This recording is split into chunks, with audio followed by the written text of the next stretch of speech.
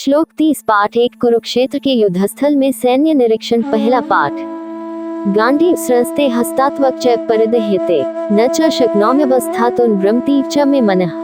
हाथ से गांडीव धनुष गिर रहा है और त्वचा भी बहुत जल रही है तथा मेरा मन भ्रमित सा हो रहा है, इसलिए मैं खड़ा रहने को भी समर्थ नहीं हूँ।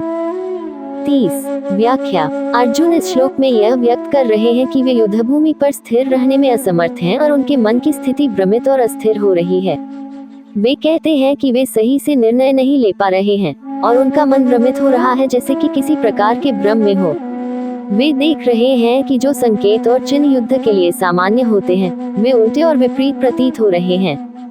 ये श्लोक अर्जुन की मानसिक स्थिति को उजागर करता है, जिसमें वे न केवल शारीरिक रूप से बल्कि मानसिक रूप से भी अस्थिर महसूस कर रहे हैं। ये स्थिति उनके द्वारा देखे जा रहे संकेतों और परिस्थितियों के विपरीत होने की वजह से उत्पन्न हो रही है।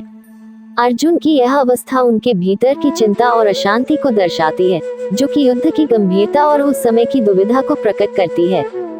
श्लोक 31 पाठ 1 कुरुक्षेत्र के युद्धस्थल में सैन्य निरीक्षण पहला पाठ। निमित्तानि च पश्यामि विपरीतानि केशव न च श्रेयोनुपश्यामि हत्वा स्वजन्माह्वे।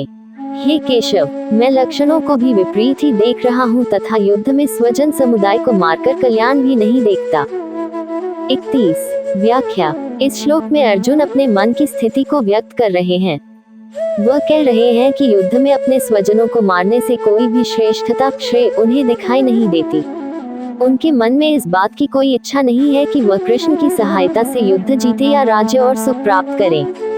अर्जुन का ये विचार गहरी निराशा और असहायता को दर्शाता है। वह अपने कुटुंबियों और प्रियजनों के मरने के विचार से अत्यंत दुखी है और उन्हें ये युद्ध की विजय या राज्य की प्राप्ति भी महत्वहीन लगती है। ये श्लोक उस भीषण संघर्ष की मनोवैज्ञानिक स्थिति को दर्शाता है जिसमें अर्जुन अपने कर्तव्यों और नैतिक दायित्वों के बीच बुरी तरह फंसे हुए हैं।